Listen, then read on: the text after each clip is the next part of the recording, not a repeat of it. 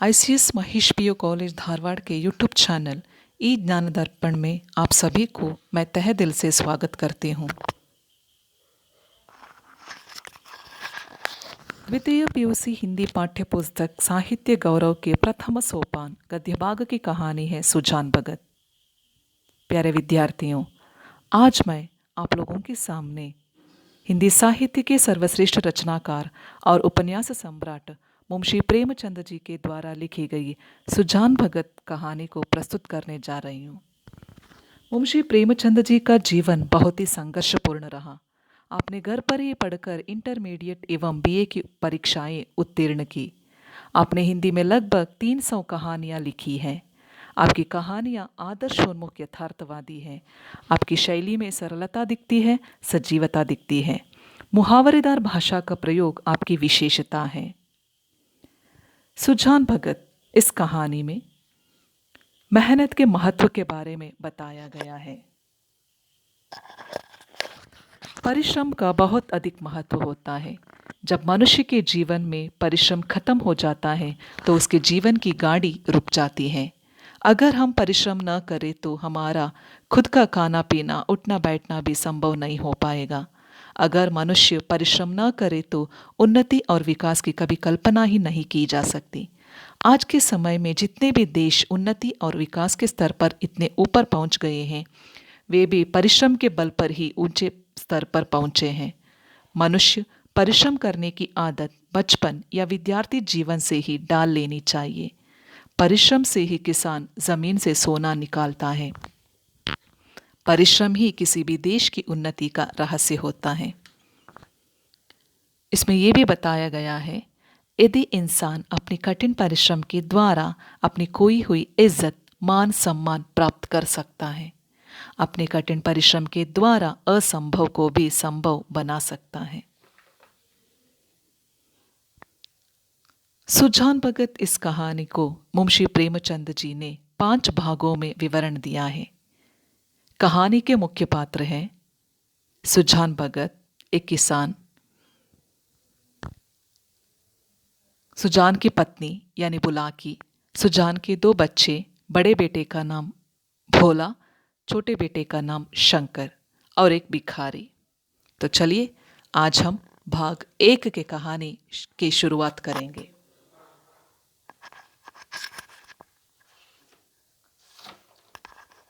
भारत एक कृषि प्रधान देश है, इसलिए भारत में किसानों का बहुत महत्व है। सुजान भी एक किसान था।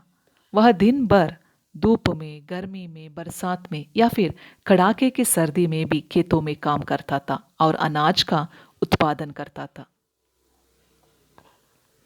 सुजान को सुबह सुबह ही अपने खेत के काम के लिए निकलना पड़ता था और वह दिन भर खेतों में काम करता था। फसल उगाना एक बहुत ही मेहनत और थका देने वाला काम है, लेकिन सुजान इसे पूरा करके ही घर लौटता था। सुजान की खेती में कई साल से कंचन बरस रहा था। मेहनत तो गांव के सभी किसान करते थे, पर सुजान के चंद्रमा बली थे। जिस तरह है कि बंजर भूमि में भी दाना बिखेर देता तो कुछ ना कुछ पैदा हो जाता था। 3 वर्ष लगातार ऊख लगती गई। उधर बाजार में भी गुड़ का भाव तेज था। ज्यादा पैसे आने लगे। अधिक पैसे कमाने के बाद सामान्य रूप से लोग भोग विलास की जो जिंदगी बिताने के बारे में या नहीं तो ऐशो आरामी जिंदगी बिताने के बारे में सोचते हैं, लेकिन सुजान एक सीधा साधा किसान था। बस उसकी चित्त की वृत्ति धर्म और कीर्ति की ओर झुक पड़ी। सुजान महतो की संपत्ति बढ़ी तब उसका मन परिवार से विमुख हुआ। भगवान की पूजा पाठ भजन कीर्तन में लग गया। साधु संतों का आदर सत्कार करने लगा। साधु संतों की सेवा में उसका समय बीतने लगा। सरकारी अफसर, थानेदार और अन्य कर्मचारी आकर सुजान की चौपाल में रहने लगे। सुजान के घर में सेरों दूध होता, मगर एक बूंद भी वह ना पीता था। किसान को दूध घी से क्या मतलब? उसे रोटी और साग चाहिए था। सबके सामने वह सिर झुकाए रहता। इतना धन पाकर भी सुजान को घमंड तो छू नहीं गया। गांव में बहुत से खेतों में पानी न पहुंचने के कारण खेती मारी जाती थी, लेकिन सुजान ने गांव वालों के लिए एक कुआं भी बनवाया। रीति रिवाज के अनुसार कुएं का विवाह हुआ, यज्ञ हुआ, ब्रह्म भोज भी हुआ। जो काम गांव में किसी ने न किया था, लेकिन सुजान ने बाप दादा के पुण्य प्रताप से कर दिखाया। एक दिन गांव में गया के कुछ यात्री आकर ठहर गए।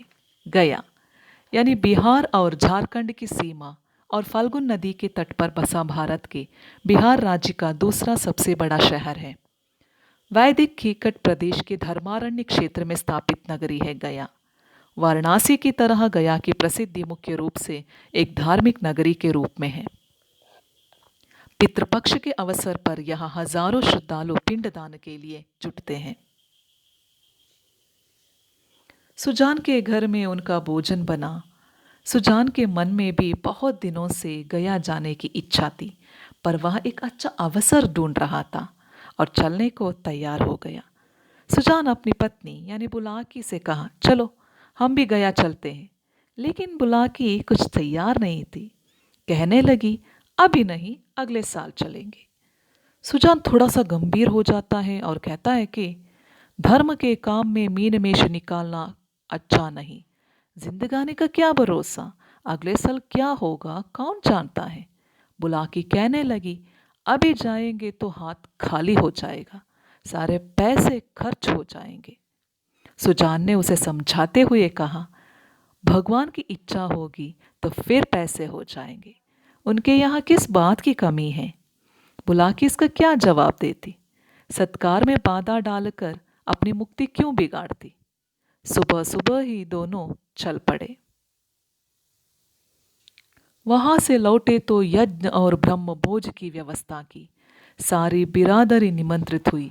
11 गांवों में सुपारी बंटी। इस धूमधाम से कार्य हुआ कि चारों ओर वाह वाह मच गई।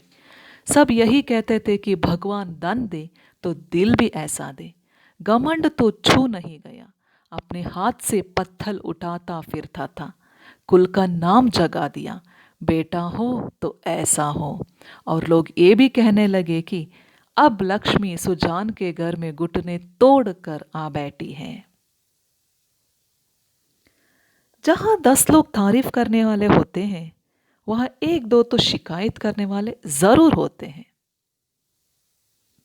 इस तरह एक द्वेषी ने कहा, कहीं गड़ा हुआ धन पा गया है। इस पर चारों ओर से उस पर बौछारें पड़ने लगी। हाँ, तुम्हारे बाप दादा जो खजाना छोड़ गए थे, यही उसके हाथ लग गया है। अरे भैया, यह धर्म की कमाई है। तुम भी तो छाती फाड़ कर काम करते हो। क्यों ऐसी ऊख नहीं लगती, क्यों ऐसी फसल नहीं होती। भगवान आदमी का दिल देखते हैं, जो खर्च करता है उसी को दे देते हैं। आगे की कहानी अगले वीडियो में। धन्यवाद।